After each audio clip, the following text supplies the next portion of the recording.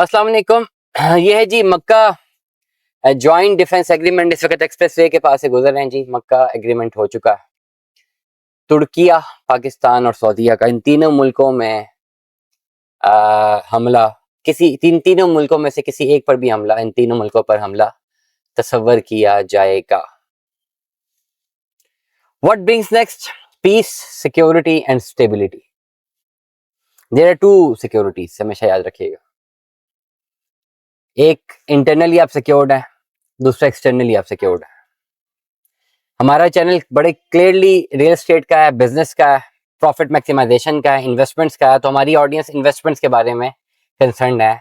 They are not a political audience. Our audience is investment oriented audience. ठीक हो गया? तो security matters a lot. Internal security and external security. जब मुल्क को एक्सटर्नल थ्रेट होती हैं बार बार, तो उस वक्त उसकी रियल एस्टेट का बुरा तरीन हाल हो जाता है। जब एक्सटर्नल थ्रेट्स होती हैं, इसका मतलब यह है कि जब दो मुल्क आपस में झगड़ा करते हैं, लड़ पड़ते हैं, आपस में झगड़ लेते हैं, अटैक हो जाता है, तो आपकी रियल एस्टेट पिट जाती है।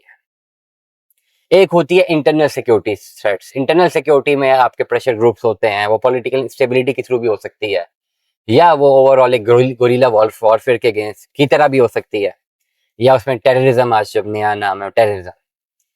टेररिज्म जो है आपकी ओवरऑल इकोनॉमी को, रियल एस्टेट इकोनॉमी को इतना बड़ा हिट नहीं कर सकता जितना आपकी एक्सटर्नल सिक्योरिटी करती है। That is important. मतलब घर के अंदर के मसाइल है ना, वो होते हैं, स्टेट बहुत पावरफुल होती है, टेररिज्म अटैक जो है वो एलिमिनेट किए जा सकते हैं। वो एक कोई टेररिस्ट ग्रुप जो है वो पूरे के पूरे स्टेट की रेट को चैलेंज नहीं कर सकता, छोटे छोटे गुरिल्ला वॉरफेयर से इनस्टेबिलिटी या डर फैला सकता है, लेकिन बाज़ाब्ता जंग नहीं कर सकता, थ्रेट नहीं कर सकता उसी स्टेट की जो है उसके लैंड के अंदर रहते हुए उसमें वो थ्रेट नहीं कर सकता, ऐलान जंग नहीं कर सकता, चुप चुप के वार करेगा।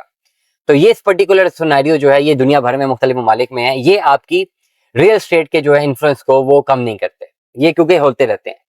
ऑल्दो जहां जहां पे मसाइल होते हैं वहां थोड़ा बहुत डैमेज आता है, लेकिन इन द लॉन्गर रन ये जो है रुकते नहीं है, ये रियल स्टेट को अफेक्ट नहीं करते। मैं एग्जांपल देना चाहूंगा, बहुत सारे लोग अगर डिसएग्री करते हैं, मैं पेशावर की एग्जांपल दूंगा।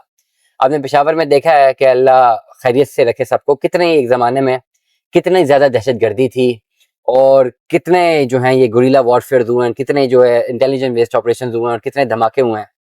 बट येट वो इंटरनल मैटर्स से, इसलिए जो है ओवर द ऑल अगर मैं देखूं कि इकोनॉमिक कॉन्टेक्स्ट जो पेशावर का है, जो बिजनेस की डिमांड एंड सप्लाई है, वो कम नहीं हुई, वो और ज्यादा हुई है। वो लोग और वहां पे मूव हुए हैं, वहां पे प्रॉपर्टी की प्राइसेस, चीजें और इनहेंस हुई हैं। तो इंटरनल जो थ्रेट्स हैं वो इतना मैटर नहीं करते, लेकिन एक्सटर्नली जो है वो थ्रेट्स काफी मैटर करती हैं, क्योंकि एक पूरी स्टेट की एक मुल्क का जो पूरा स्टेट जो है वो अगर आपकी स्टेट को चैलेंज करता है, तो फिर अगर खुदा ना खास्ता आपकी स्टेट कमजोर होती है, तो फिर पूरा का पूरा मुल्क बैठता है। This is important to understand why this is important कि पीस, स्टेबिलिटी और सिक्योरिटी, जब आपकी एक्सटर्नल सिक्योरिटी कॉम्प्रोमाइज नहीं होती, जब आपकी एक्सटर्नल सिक्योरिटी मजबूत होती है, ऑटोमेटिकली स्टेबिलिटी आती है, और स्टेबिलिटी के बाद आपकी इन्वेस्टमेंट्स जो होती हैं वो उनका आरओआई मिलना शुरू होता है। फकत इस पर्टिकुलर एग्रीमेंट के बाद दो चीजें सुपर हिट होने लगी हैं पाकिस्तान में। एक, इनके रियल एस्टेट के बड़े बड़े प्रोजेक्ट्स जिसमें डीएचएसएल फहरिस्त था।